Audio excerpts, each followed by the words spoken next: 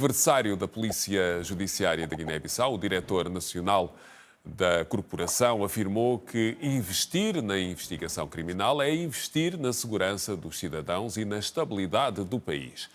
Defende que a adaptação às novas tecnologias não é uma opção, mas sim uma necessidade imperiosa. Criada a 12 de março de 1983, a Polícia Judiciária Guineense celebra o seu 42º aniversário. Presidindo a cerimónia, o chefe de Estado guineense reconheceu os desafios no combate à criminalidade organizada no país. Gostaria de vos lembrar de que quem combate a corrupção e crimes é considerado sempre como um ditador. Mas tendo em atenção os graves desafios que a criminalidade organizada representa para a estabilidade do Estado, ameaçando o desenvolvimento da economia nacional, pondo em risco a própria paz civil. O alargamento das estruturas da Polícia Judiciária a nível nacional e o combate à corrupção consta dos objetivos que a Ministra da Justiça quer ver alcançados. Temos que ser implacável no combate cerrado à corrupção, na prevenção e desmantelamento de organizações criminosas que tentam utilizar a nossa Guiné-Bissau para o exercício das suas atividades ilícitas e na vigorosa repressão da criminalidade contra a mulher e contra a criança. Precisamos renovar o nosso compromisso com os direitos humanos e com a promoção da justiça em todo o país. Para o diretor nacional da Polícia Judiciária, a construção de uma sede de raiz para aquela corporação de investigação criminal é uma prioridade incontornável, tendo apelado mais investimento no setor. Uma sede moderna e funcional permitirá centralizar operações, melhorar a coordenação entre as equipas e oferecer um ambiente de trabalho digno aos nossos profissionais. Os recursos atualmente disponíveis, apesar de irregulares, são de facto insuficientes face aos desafios que enfrentamos. Segundo Domingos Correia, é preciso modernizar a atuação da Polícia Judiciária, adaptando-se às novas tecnologias. A transformação digital não é uma opção, é uma necessidade imperiosa. A digitalização dos processos, a criação de bases de dados integradas e a utilização de ferramentas, inclusive de inteligência artificial, são passos essenciais para modernizar a nossa atuação e aumentar a eficácia no combate à criminalidade. 42 anos depois, a Polícia Judiciária Guineense continua a ser considerada uma das instituições de maior relevo no país.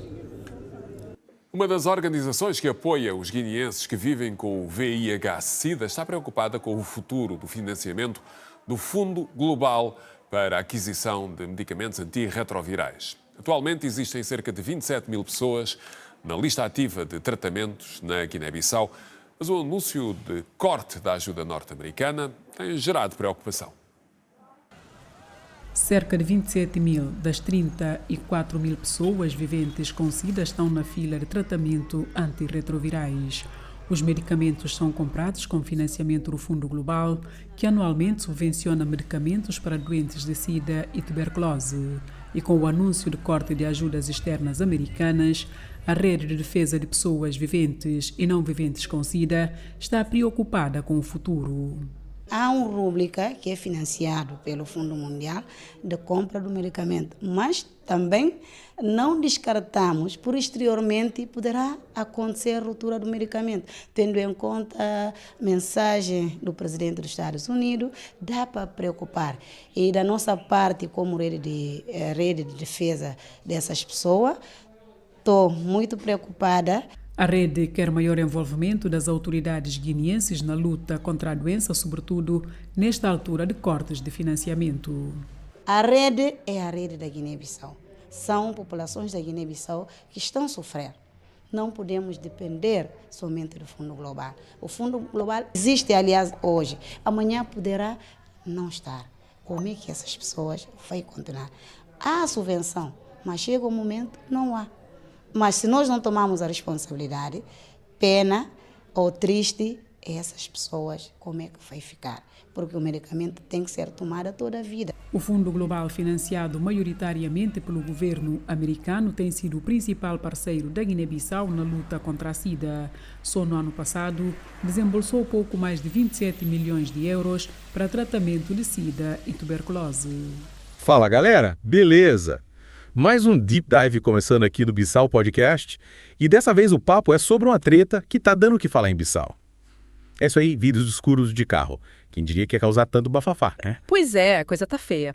A BI, Brigada de Intervenção e Reserva, começou uma operação para prender carros com vidros escuros. Sei, mas e aí? Qual o problema? É proibido ter vidro escuro em Bissau. Não é bem assim. O problema é que estão recolhendo os carros mesmo com autorização para ter um insufilme. Peraí, como assim? Então, aí levando os carros mesmo com tudo certinho? Ah, não, aí já é demais. Me explica essa história direito. Que então a BIA começou a prender carros com vidros escuros, até aí tudo bem, a gente até entende, né? Mas o problema é que eles estão levando carros que têm autorização para ter um insufilme. Mas que loucura. E qual a justificativa deles para isso? Pois é, essa é a questão. Eles não estão dando uma justificativa clara, estão só falando que é por segurança, mas estão pegando geral. Mas isso não cola muito, né? Se a pessoa tem autorização, qual o problema? Parece mais perseguição do que segurança. E o pior é que estão cobrando uma multa pesada para liberar o carro. 100 mil. Mas isso é um absurdo. E se o cara não tiver essa grana toda, aí o cara fica preso. E tem mais. Se o vidro for escurecido de fábrica e não tiver os carimbos sérios, a multa é de 50 mil. Que situação. E a gente sabe que a vida em Bissau já não tá fácil, né? Imagina o sufoco que isso está causando para quem depende do carro para trabalhar. Tá complicando a vida de muita gente. Motoristas de aplicativo, taxistas, comerciantes, todo mundo que precisa do carro para ganhar seu pão de cada dia. Sem falar nos casos mais absurdos, né? Teve aquele do Hernani Vidigueira, que estava com tudo em ordem, documentos certinhos, mas mesmo assim levaram o carro dele. Esse caso chocou todo mundo. O cara estava com tudo certinho, autorização, tudo, e mesmo assim foi parado e teve o carro apreendido. E teve o caso do Virgílio Guancarlo também, um empresário italiano, que se sentiu sequestrado pela polícia. Ele usou a palavra sequestrado, o que mostra o nível de tensão e medo que essa situação está gerando. Imagina só, você está dirigindo seu carro com tudo em ordem e de repente te param, te tratam mal e levam o seu carro embora. É de deixar qualquer um traumatizado. Realmente a solução está tensa. E aí fica a pergunta, será que essa operação é realmente sobre segurança? Ou será que tem algo mais por trás disso? É a pergunta que todo mundo está fazendo. O governo está quieto, não se pronunciou sobre o assunto, o que aumenta ainda mais a desconfiança. Essa falta de transparência por parte do governo é muito preocupante. A gente precisa saber o que está acontecendo de verdade. Exatamente. A população precisa de respostas, precisa entender o que está motivando essa operação, quais os critérios que estão sendo usados para prender os carros. Sem essa transparência, fica difícil confiar nas autoridades. E enquanto isso, a população fica com medo, sem saber o que pode acontecer. Essa insegurança pode ter consequências muito negativas. As pessoas podem ficar com medo de sair de casa, de usar seus carros, de investir em seus negócios. E isso pode prejudicar ainda mais a economia e o desenvolvimento de Bissau. A gente espera que essa situação se resolva logo e que o governo se posicione de forma transparente, explicando seus motivos e ouvindo as demandas da população. A gente precisa de diálogo, de transparência e de respeito aos direitos dos cidadãos. Só assim a gente pode construir um futuro melhor para Bissau. E você, ouvinte do Bissau Podcast, o que acha dessa situação?